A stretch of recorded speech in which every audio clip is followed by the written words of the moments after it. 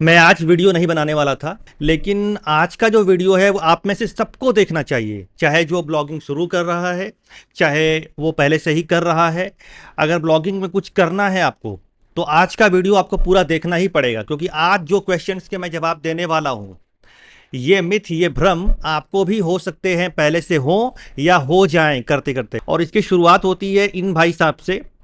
ये जो मैंने पिछले वीडियो में बताया था कि एक ही वेबसाइट को आप मल्टीपल एडसेंस में अप्रूवल ले सकते हैं और उससे कोई दिक्कत नहीं होगी, तो इन भाई साहब ने क्या बोला है कि एक वेबसाइट को मल्टीपल एडसेंस में अप्रूव मत करना भाई लोग, ये तो इनको पता नहीं या ये दूसरे को बेवकूफ़ बना रहे हैं, सभी अकाउंट सस्पेंड हो जाएंगे, फिर दुखी होंगे आप, ये एडसेंस की पॉलिसी वायोलेशन है, कभी फिर एडसेंस आपको नहीं मिलेगा। अच्छा, ऐसे वीडियो बनाकर यूथ का टाइम और पैसा बर्बाद कर रहे, अगर जानकर ऐसा कर रहे तो शर्म की बात होनी चाहिए। ठीक है, अच्छा, शर्म की बात होनी चाहिए, बहुत बढ़िया।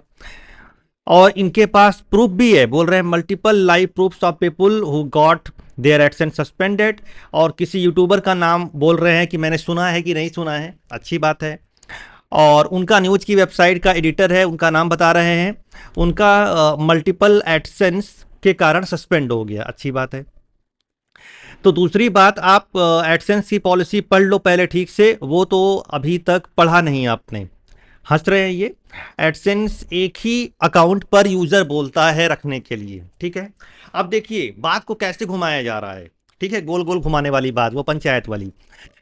मैंने ये कब बोला, पहले मैं आपको वीडियो दिखा देता हूं कि बोला क्या था मैंने कल। ये पुराना वाला वीडियो है, कल वाला शायद, ठीक है, यहाँ गौर से सुनिएगा। और दूसरा दिखा देता हूँ, ये देखिए, ये दूसरा एडसेंस अकाउंट है, पब्लिशर आईडी देख लीजिए, डिफरेंट है। इसमें एक डोमेन पहले से है, गेम सीड वाली, और इसमें भी मेल आपको चेक करा देता हूँ कि इसमें भी मुझे कल ही अप्रूवल, पब्लिशर आईडी डिफरेंट है, ये नोट कीजिएगा।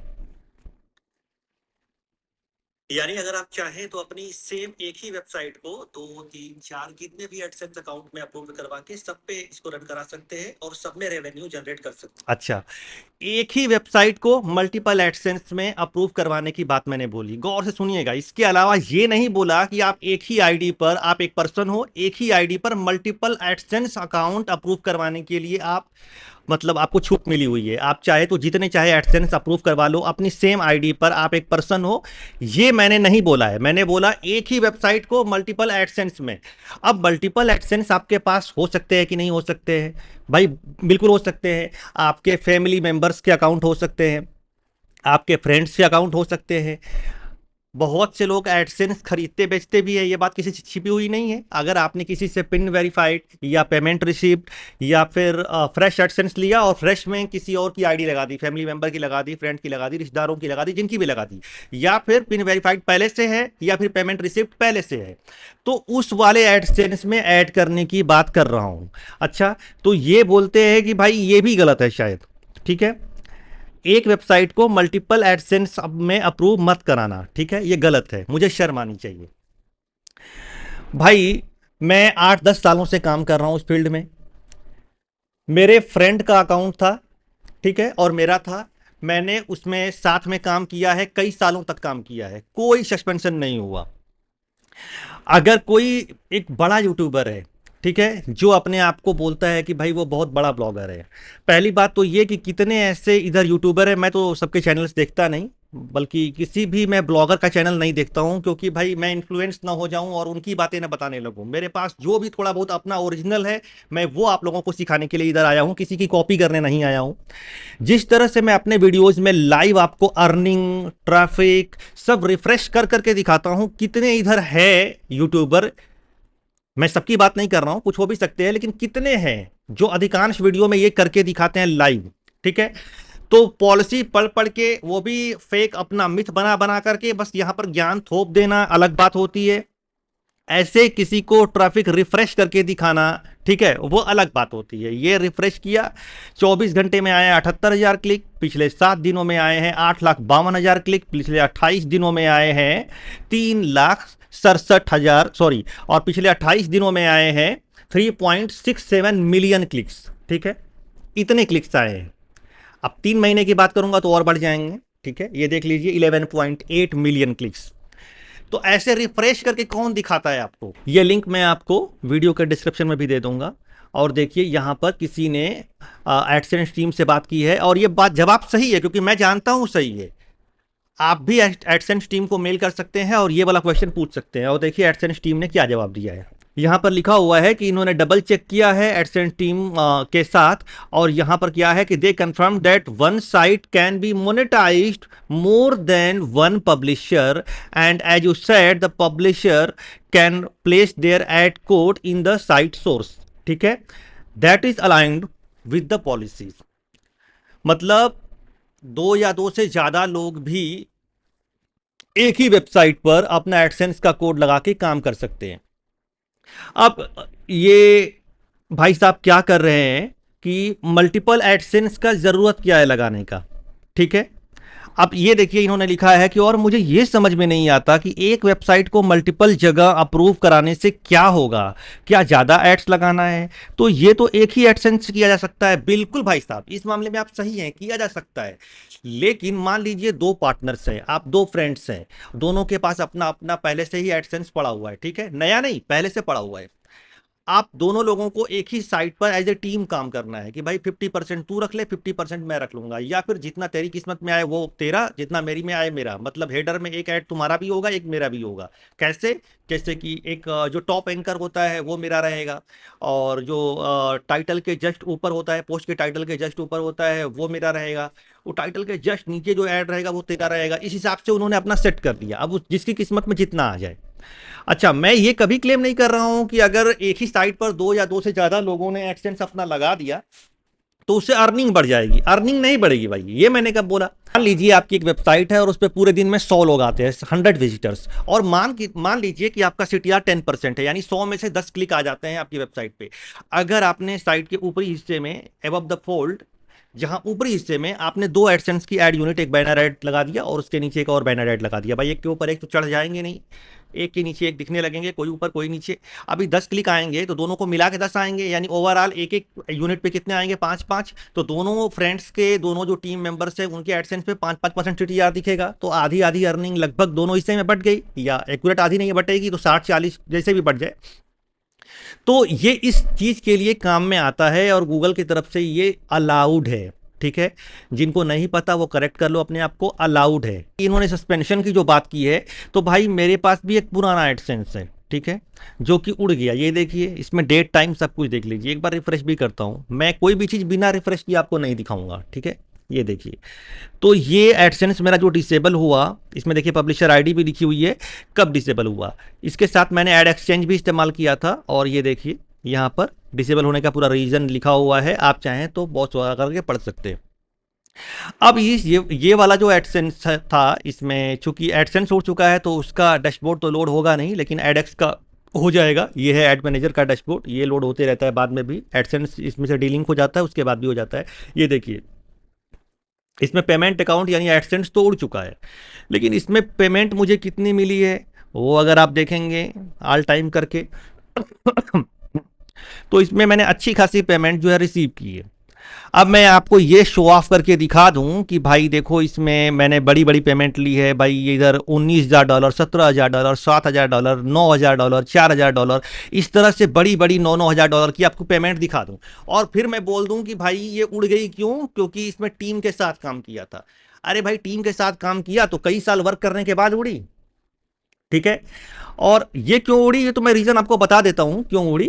मैंने एक बैड नेविगेशन बिहेवियर का एक सिस्टम था वो किया था। मतलब एक लैंडिंग पेज पर एक मैंने बटन लिखा था, बटन एक कोड लिख के, मतलब सिस्टम बनाया हुआ था ऐसा कि मतलब एवरेज टाइम थोड़ा साइट का मुझे बढ़ाना था। तो मैंने क्या किया कि एक ऐसा कोड लिखा जिसके माध्यम से एक 1 से लेके 100% तक प्रोग्रेस बार जो होता है वो लोड होगा, ताकि विजिटर्स को लगेगा कि भाई यहाँ पर कोई चीज़ है जो कि 100% पूरी होने के बाद ही मुझे दिखेगी। और उसमें करीबन 1-2 मिनट लग जाते थे। उससे क्या होता था कि थोड़ा एवरेज टाइम ड्यूरेशन बढ़ जाता था। और बस एक प्रयोग में कर रहा था, उस दौरान ये उड़ गया था, एडसेंस डिसेबल हो गया था। मैं इसका रीजन जानता हूं, लेकिन मैं आपको मिसलीड ये नहीं करूंगा कि भाई ये पार्टनरशिप में काम किया दो लोग। ये पार्टनरशिप वाला एडसेंस नहीं था, दूसरा था वो, उससे उड़ गया। कुछ भी बोल दो, बैकअप फाइल्स की जरूरत नहीं है, फैंसी थीम्स की जरूरत नहीं है, जनरेट प्रेस फ्री यूज करो, आप लगातार हाई क्वालिटी कंटेंट डालो, ट्रेंडिंग टॉपिक पे काम करो, तो ये बात पे मैं सपोर्ट करता हूँ। इसमें आपकी सोच अलग हो सकती है, मेरी अलग हो सकती है। क्या है कि मैंने आपको इसके पहले भी कूपन सीआर नाम की एक वेबसाइट थी, उस पे मतलब अलग डिफरेंट रिहब थीम था उस पे आपको फर्स्ट अटेम्प्ट में एडसेंस अप्रूवल लेके दिखाया था। वो डोमेन का कोई हिस्ट्री भी नहीं था, एकदम फ्रेश डोमेन थी और एक ही बार में अप्रूवल मिला, कोई ट्रैफिक नहीं, कोई ट्रैफिक नहीं, कोई हिट्स नहीं, सीधे सीधे आपको एडसेंस अप्रूवल लेके दिखाया था। और उसके बाद ये जो वेबसाइट्स है इस पे दो दो एडसेंस अप्रूवल लेके आपको दिखाए हैं। ठीक है, तो मैं जो दिखाता हूं उस पर भरोसा करता हूं कि लो भाई एडसेंस अप्रूवल सामने देख लो, उसके बाद जो मैं बता रहा हूं उस पर भरोसा करो। ऐसे ही मतलब कुछ भी कि अच्छा, अगर आपको लगता है कि जनरेट प्रेस से भी हो जाएगा, बिल्कुल हो सकता है, हो जाए बढ़िया है। आप लोगों को अगर सक्सेस उससे मिल रही है कीजिए, मैं फोर्स नहीं कर रहा हूं। मेरा ये मानना है कि भाई वेबसाइट का जो ओवरऑल लुक होता है उस पर भी डिपेंड करता है। क्यों? क्योंकि 8-10 साल काम करने के बाद मुझे ये समझ में आया, एडसेंस का जो अप्रूवल होता है एक सिस्टम अप्रूवल भी होता है और एक मैनुअल अप्रूवल भी होता है। तो सिस्टम से जब पास हो जाता है तो उसके बाद मैनुअल अप्रूवल में जाता है, और जो इनकी टीम होती है गूगल एडसेंस वालों की, वो बाकायदा देखती है कि आपकी साइट जो है वो वर्थ है कि नहीं अप्रूवल करने के लिए। वो मतलब उसमें आप ढंग से काम करने वाले हो कि नहीं। ऐसा तो नहीं है कि बस एक कैसे भी बस एक वर्डप्रेस डाल दिया और 4-10 आर्टिकल डाल दिए और आपको बस अप्रूवल चाहिए लोन वगैरह के आर्टिकल्स डाल के, कचरा चीजें। भाई आप कितना सीरियस हो अपने काम को लेकर, अपने नए वेबसाइट ब्लॉग को लेकर कितना सीरियस हो, ये आपके काम से दिखता है। वेबसाइट के डिजाइन पे कितना ध्यान दिया है आपने, कंटेंट के साथ साथ, कंटेंट तो किंग है ही, लेकिन उसके साथ साथ उसके डिजाइन पर कितना आपने काम किया है वो भी देखना चाहते हैं वो, कि भाई कितना सीरियस हो आप। ठीक है, ऐसे ही नहीं कुछ भी लेके पहुंच जाओ, कुछ भी लेके पहुंच जाओ, उससे मतलब नहीं है। ठीक है, फिर भी अगर कुछ लोगों को लगता है कि जनरेट प्रेस, भाई थीम की बात नहीं, जनरेट प्रेस को भी बढ़िया बढ़िया से कस्टमाइज कर सकते हैं और बहुत बहुत बढ़िया लुक उसका ला सकते हैं। कोई भी थीम अगर आप सीरियस काम नहीं करते हो और बस आपको लगता है कि इससे अप्रूवल मिल जाएगा, भगवान करे आपको मिल जाए, बढ़िया है। अगर मिल जाता तो भाई इससे बढ़िया खुशी की बात क्या होगी, इसमें मुझे कोई दिक्कत नहीं है। इस टॉपिक पे मैं आपका कुछ बोलूंगा भी नहीं। ठीक है, जिनको लगता है वो किसी भी थीम का इस्तेमाल करें, आप स्वतंत्र हो। ठीक है, लेकिन इसके बाद ये बोलते हैं कि यही तो फैक्ट है, जो ये बंदा मैनिपुलेट कर रहा है। डिस्कवर ऑन होने के बाद सारे आर्टिकल्स डिस्कवर में जाएंगे, ऐसा नहीं होता। ठीक है, ये मैंने नहीं बोला सारे नहीं जाएंगे, और भी आर्टिकल्स जाने लगेंगे।